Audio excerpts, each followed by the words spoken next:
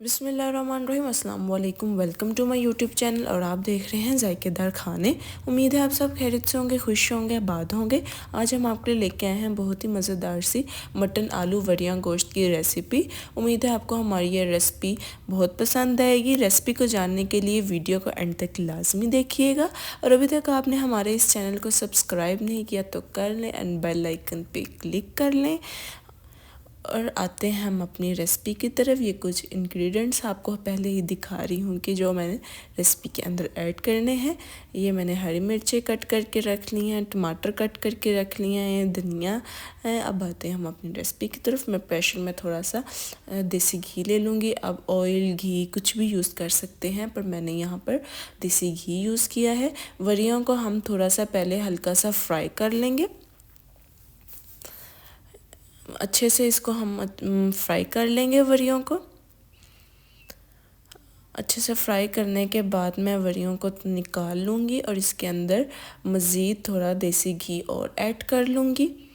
अब मैंने 3 से 4 प्याज मैंने नॉर्मल साइज़ के कट करके रख लिए थे, वो ऐड कर लूँगी। इसको अच्छे से मैं प्याज़ों को लाइट ब्राउन कर लूँगी। उसके बाद साबुत मसाले ऐड कर लूँगी। मैंने दालचीनी, मोटी इलायची, लौंग, दूसरी नॉर्मल इलायची ऐड की है। उसके बाद मैंने 1 से 2 टेबलस्पून जिंजर गार्लिक का पेस्ट ऐड किया। उसके साथ अच्छे से भून लेंगे हम। अच्छे से भूनने के बाद मैं इसके अंदर मटन ऐड कर लूँगी। इसको ऐड करके इस गोश्त को भी अच्छे से हम भून लेंगे। उसके बाद में इसके अंदर 3 से 4 टमाटर जो मैंने कट करके और हरी मिर्ची कट करके रख ली थी वो ऐड कर लेंगे। अच्छे से मिक्स कर लेंगे। उसके बाद मैं इसके अंदर थोड़ा सा पानी ऐड कर लूँगी। फिर इसको अच्छे से मिक्स कर लेंगे। उसके बाद कुछ मैं इसके अंदर स्पाइसेस ऐड करूँगी। 1 टेबलस्पून में नमक हस्बे ज़ायका, 1 टेबलस्पून सुर्ख मिर्च एंड 1 टेबलस्पून हल्दी एंड 1/2 टेबलस्पून काली मिर्च एंड 1 टेबलस्पून हम इसके अंदर सूखा धनिया ऐड कर लेंगे और इसको अच्छे से मिक्स कर लेंगे।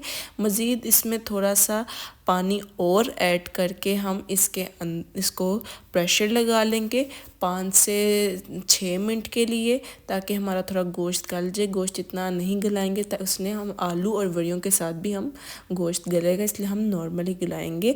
अब हम इसको पानी सुखा लेंगे और गोश्त को अच्छे से भून लेंगे।